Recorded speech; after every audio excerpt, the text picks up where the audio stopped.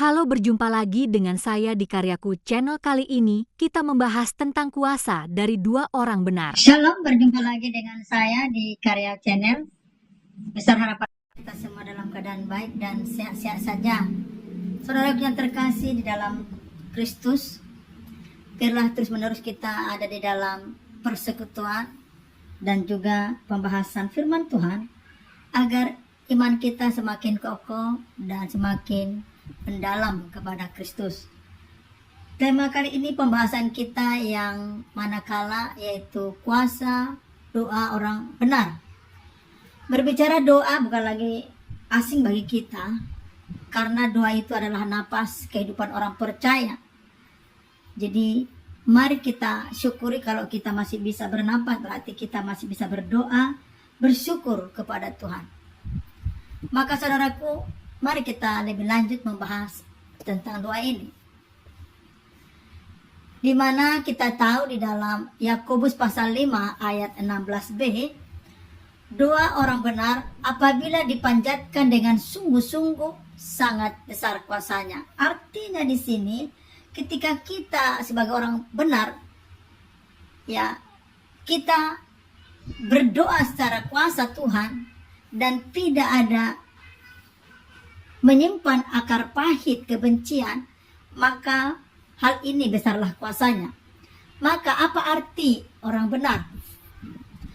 Di sini dikatakan banyak orang berpikir bahwa orang benar berarti orang yang tidak pernah berbuat salah atau berdosa, orang yang sudah mencapai kesempurnaan rohani. Tidak ya, jadi mari kita dengan rendah hati memahami ini.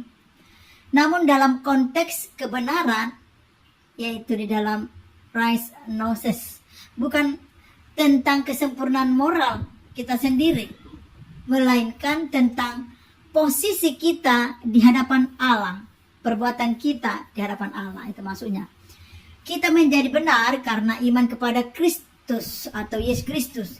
Ketika kita menerima Kristus atau Yesus, darahnya yang menyucikan kita, dan Allah memandang kita sebagai anaknya yang dikasihinya. Jadi doa orang benar adalah doa yang dipanjatkan oleh karena kita telah didamaikan dengan Allah melalui Kristus, dan hidup kita selaras dengan kehendaknya. Jadi ada keselarasan, ada kedamaian di hati kita. Itulah menjadi doa orang benar. Yang kedua, mengapa doa mereka atau doa orang benar berkuasa? Kuasa doa tidak berasal dari kata-kata yang indah atau suara yang lantang, melainkan dari pertama hubungan yang intim. Doa orang benar menjaga komunikasi terus-menerus dengan Allah. Jadi ada keintiman, ada relationship, ada satu kedekatan melalui perjumpaan secara pribadi. Yang kedua, ketaatan hati. Hidup yang berusaha menyenangkan Tuhan, membuka seluruh berkat tanpa hambatan, dosa yang tidak diakui. Ya, jadi ketaatan hati kita untuk menyenangkan Tuhan. Yang selanjutnya, iman yang teguh, percaya bahwa Allah mampu dan mau menjawab. Ya, jadi kita harus punya iman yang teguh, sekalipun doa kita itu memang menurut kita tidak dijawab, maka tetap percaya bahwa Allah menjawab doa kita itu sesuai dengan waktunya Tuhan. Maka mari kita melihat contoh-contoh tokoh Alkitab, bagaimana mereka punya iman, percaya yang teguh kepada Tuhan. Yang pertama adalah Elia. Doa yang mengubah cuaca. 1 Raja-Raja pasal 17. Ya, kita boleh membacanya. Yakobus pasal 5 ayat 17 sampai 18. Konteks ini berbicara bahwa Israel sedang berada dalam penyembahan berhala di bawah Raja Ahab dan Izabel. Elia seorang nabi yang sering merasa takut dan manusiawi berdoa dengan serius. Ya, ini kita boleh baca di kisah Raja-Raja. Yang kedua, tindakan doa. Ia berdoa agar hujan tidak turun dan selama 3,5 tahun tidak ada hujan. Kemudian dia berdoa lagi di atas gunung Karmel. Dan langit menurunkan hujan deras yang mengakhiri kekeringan. Jadi betapa kita melihat kuasa doa dari orang-orang benar. Dan di dalam pembelajaran Yakobus menekankan bahwa Elia adalah manusia biasa seperti kita.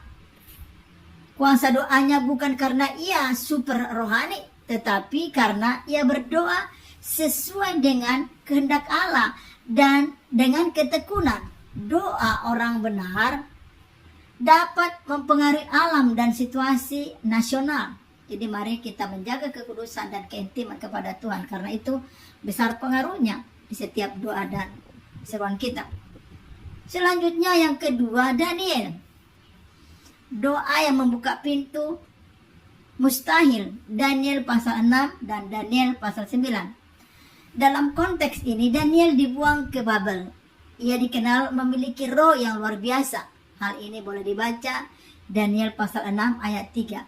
Saat ia dilarang berdoa kepada siapapun kecuali raja, ia tetap membuka jendelanya dan berdoa 3 kali sehari. Ya, jadi Daud berani melanggar ketetapan karena cinta dan ketaatan kepada Tuhan. Tindakan doa.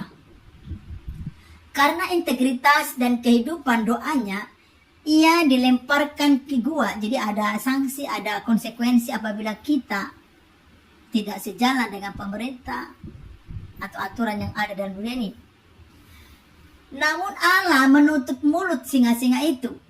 Dalam Daniel pasal 9, ia berdoa dengan pengakuan dosa bahwa Israel dan permohonan pemulihan doanya dijawab dengan penglihatan tentang masa depan dan pemulihan Yerusalem. Maka kita belajar dari konsisten dalam doa dan kemurnian hati, kebenaran hidup, melindungi Daniel dari bahaya fisik dan membuka wawasan rohani. Doa orang benar membawa perlindungan ilahi dan wahyu. Jadi mari tidak perlu kita gentar apabila kita di pihak dalam kebenaran.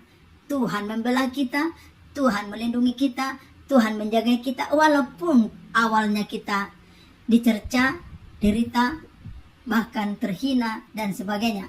Tapi yang percaya selagi kita hidup dalam kebenaran, Tuhan tidak pernah meninggalkan kita. Yang ketiga, tentang Hana, doa yang melahirkan generasi pemimpin, yaitu dalam Samuel pasal pertama dan seterusnya.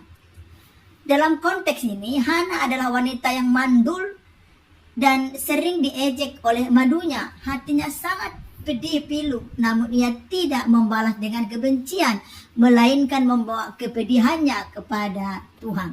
Hal ini mari kita belajar ketika memang kita diperhadapkan seperti ini. Mari dengan keadaan sekarang, jangan kita lari kepada media sosial, berteriak, tidak perlu. Karena media tidak akan pernah menolong kita, sahabat tidak pernah menolong kita. Tetapi mari kita mengambil sikap, menghampiri Tuhan, berteriak, berseru kepadanya, agar Tuhan yang membela kita dengan caranya Tuhan. Maka tindakan hal ini, ia berdoa di bait Allah dengan mencurahkan isi hatinya, bahkan bibirnya bergerak-gerak tanpa suara. Maka Nabi Elia, imam Tuhan, awalnya menyampaikan salah pemahaman terhadap tingkah yang dilakukan oleh Hana. Allah mengingatkan Hana dan ia melahirkan Samuel yang menjadi nabi terbesar yang mengurapi 2 raja pertama Israel, yaitu Saul dan Daud. Maka mari kita belajar dari hal ini, saudaraku. Tidak perlu goyah dan gentar. Mari kita tetap memiliki prinsip bahwa Allah menolong kita dan menjawab doa kita. Pembelajaran yang perlu kita pelajari dari kisah Hana ini adalah doa orang benar yang dilahirkan dari kepasrahan total dan kerinduan suci dapat mengubah garis keturunan dan sejarah bangsa.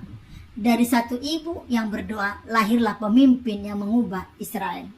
Jadi mari saudaraku, apapun persoalan kita, apapun pergumulan kita, tetaplah kita berharap berseru kepada Tuhan.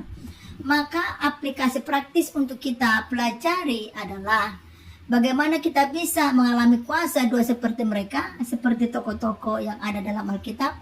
Mari, yang pertama adalah perbaiki hubungan dasar. Kita harus memperbaiki hubungan kita kepada Tuhan. Pastikan kita sudah berdamai dengan Allah melalui Yesus.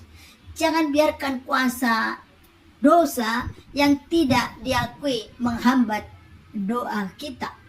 Pemazmur 66 ayat 18. Yang kedua, doakan sesuai kehendak Tuhan. Kuasa doa terbesar terjadi ketika permintaan kita sejalan selaras dengan rencana Allah, bukan kehendak kita yang Tuhan akan bekerja bagi kita itu celaka.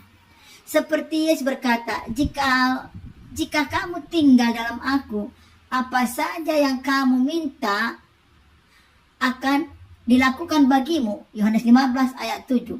Jadi artinya di sini, biarkan kita berdoa sesuai dengan kehendak Tuhan, rencana Tuhan dalam hidup kita. Ya. Yang ketiga, tekun dan sungguh-sungguh. Jangan menyerah. Elia berdoa berkali-kali sebelum awan kecil seukur telapak tangan muncul.